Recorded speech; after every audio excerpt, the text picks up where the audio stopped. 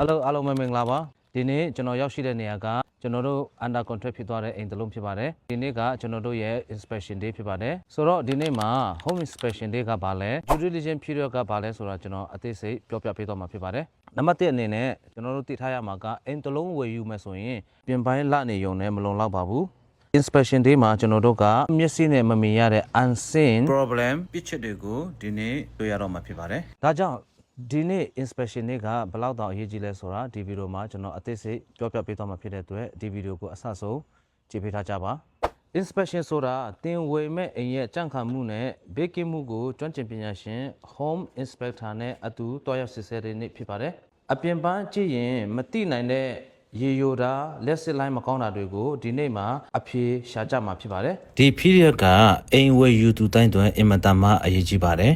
ဘာကြောင့်လဲဆိုတော့ဒီ due diligence period ကအိမ်ဝယ်ယူသူတိုင်းကိုအကာအကွယ်ပေးတဲ့ကာလဖြစ်လို့ပဲဖြစ်ပါတယ်ဒီ due diligence ကာလအတွင်းမှာကျွန်တော်တို့ကဒီအိမ်ကိုမကြိုက်ဘူးဆိုရင်အချိန်မရွေးစာချုပ်ဖြစ်တင်လို့ရတယ်ပြီးတော့နံပါတ်1အနေနဲ့ဒီအိမ်ကိုစစ်ဆေးတဲ့အခါမှာဒီအိမ်ကပြုပြင်စရာတွေများတယ်ဆိုရင်ကျွန်တော်တို့ကအိမ်ရှင်ဆဲလာကိုပြုပြင်ခိုင်းလို့ရတဲ့ကာလပဲဖြစ်ပါတယ်ပြီးတော့နံပါတ်3အနေနဲ့ကျွန်တော်တို့ကဆရာငွေအနစ်စမနီမဆုံးရှုံးပဲနဲ့ဒီကာလအတွင်းမှာကျွန်တော်တို့ကဒီအိမ်ကိုမကြိုက်ဘူးဆိုရင်စာချုပ်ဖျက်သိမ်းလို့ရတာပဲဖြစ်ပါတယ်ဆိုတော့အိမ်စစ်ဆေးတဲ့နေ့ inspection ဒီမှာအဓိကစစ်ဆေးဖို့ရန်ကအိမ်ရဲ့ structure နဲ့ foundation ပဲဖြစ်ပါတယ်အိမ်အောက်ခြေပတ်ကြားအဲ့နေလားအိမ်ဆောင်နေလားဒါတွေကိုတေချာစစ်ဆေးဖို့လိုပါတယ်ပြီးတော့ roof အိမ်ခေါင်မိုးတက်တမ်းဘယ်လောက်ရှိပြီလဲအဲ့ဒီအိမ်ခေါင်မိုးကရေယူနိုင်သလားဆိုတဲ့အရာတွေကိုကျွန်တော်တို့ကအသေးချာစစ်ဆေးဖို့လိုပါတယ်ပြီးတော့ HVAC system ဂျော်ဂျာရဲ့အပူဒဏ်ကိုခံနိုင်ဖို့အဲအကုန်ကောင်းကောင်းအလုပ်လုပ်လားဆိုတဲ့အရာတွေကိုကျွန်တော်တို့ကအသေးချာစစ်ဆေးဖို့လိုပါတယ်ပြီးတော့ heating system ပေါ့နော်အဲ့ဒီရာသီမှာဆိုရင် heater ကောင်းကောင်းရနိုင်လားဆိုတဲ့အရာတွေကိုကျွန်တော်တို့သေချာလေးစစ်ဆေးရမှာဖြစ်ပါတယ်ပြီးတော့ plumbing and electrical ရေပိုက်တွေယိုနေသလားလက်စစ်မိချိုးတွေကရောဘေကင်းရဲ့လားဆိုတာကိုကျွန်တော်တို့အသေးချာစစ်ဆေးဖို့အင်မတန်မှလိုအပ်ပါတယ် termite and mold အိမ်ကခြစားတာနဲ့မိုးတက်တာတွေရှိမရှိအထူးစစ်ဆေးရမှာဖြစ်ပါတယ်ဆိုတော့နေကုန်းအနေနဲ့ကျွန်တော်အကြံပြုချင်တာကတော့ဒီလို home inspection တွေမှာကိုယ်တိုင်တွားရောက်ပါ home inspector ပြောတာမေးတာတွေကိုသေချာနားထောင်ပါ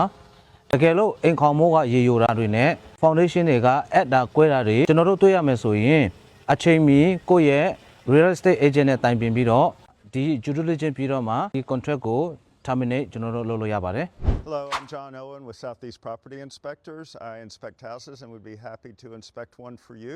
My phone number is 678-221-1400. You can also go to the website at www.southeastpropertyinspectors.com. You can text me or call me. Thank you. အားလုံးပဲတင်တို့ရဲ့အိမ်ကတကယ်ကိုစိတ်ချရတဲ့အိမ်လေးဖြစ်ပါစေလို့ကျွန်တော်ဒီကနေဆုမွန်ကောင်းတောင်းပေးလိုက်ပါတယ်။နောက်လည်းကျွန်တော်တို့ဒီလို real estate knowledge လေးတွေကိုကျွန်တော်တို့ရဲ့ဒီ real estate page ကနေအမြဲတမ်းတင်ပေးမှာဖြစ်တဲ့အတွက်ကျွန်တော်တို့ရဲ့ဒီ page ကို follow မလုပ်ရသေးဘူးဆိုရင် follow လုပ်ထားဖို့ကျွန်တော်အကြံပြုပါရစေ။အားလုံးပဲကောင်းသောနေ့လေးပိုင်ဆိုင်ကြပါစေ။ကျွန်တော်တို့နောက်ဗီဒီယိုမှာပြန်တွေ့ကြပါမယ်။